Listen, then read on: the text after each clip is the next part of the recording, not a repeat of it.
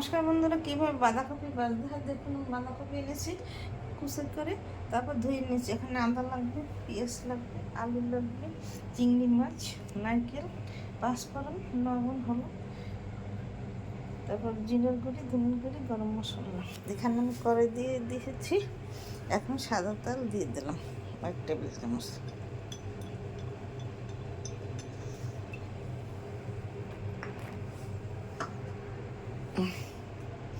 আলু দিয়ে দিলাম। আলুটা একটু ভাজা ভাজা করবো। আলুটা বাদামি কালার হয়ে গেছে। এখন পাঁচফোড়ন, তেজপাতা দিয়ে দেবো। পাঁচফোড়ন দিলাম, একটা তেজপাতা, পেঁয়াজটা ভাজা দেবো।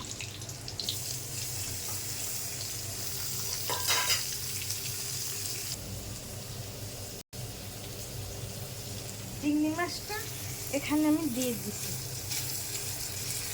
এই আলু পেঁয়াজের সাথে একটু ভেজে নিতে হবে।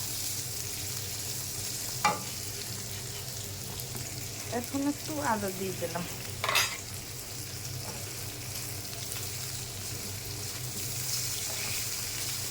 এখন বাঁধাকপিটা দিয়ে দেবো। শীতের প্রথম বাঁধাকপি খেতে দুর্দান্ত লাগবে। আর একটু হলেই আমি দিয়ে দেবো। দিয়ে দিয়েছি বাঁধাকপি। এখন কাঁচামরিচ ভেঙে দেবো কয়েকটা। এক বাটি এই জল দিলাম।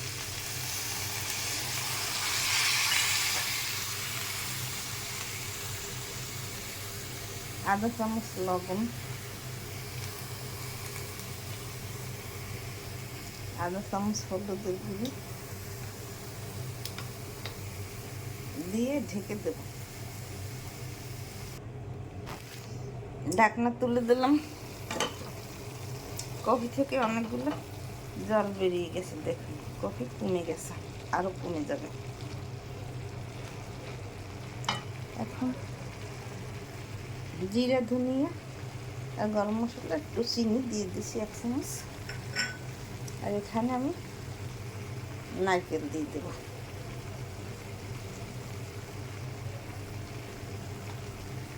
আবার ঢাকনা দিয়ে ঢেকে দেবো।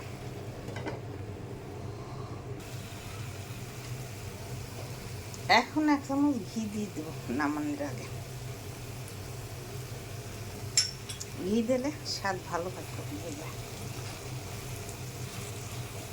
আমার কফি ভাজা এখন নামিয়ে ফেলবো। তৈরি হয়ে গেছে। ঘি দিয়ে নামিয়ে আগে ঘি দিতে হয়, তাইলে স্বাদ ভালো লাগে। দেখুন, দেখতে কত সুন্দর হয়েছে, খেতে খুব দুর্দান্ত স্বাদ হবে। এইভাবে আপনারা কফি ভেজে শীতের দিনে খেয়ে দেখবেন। 1 কফি ভেজেই খাওয়া হয়ে যাবে।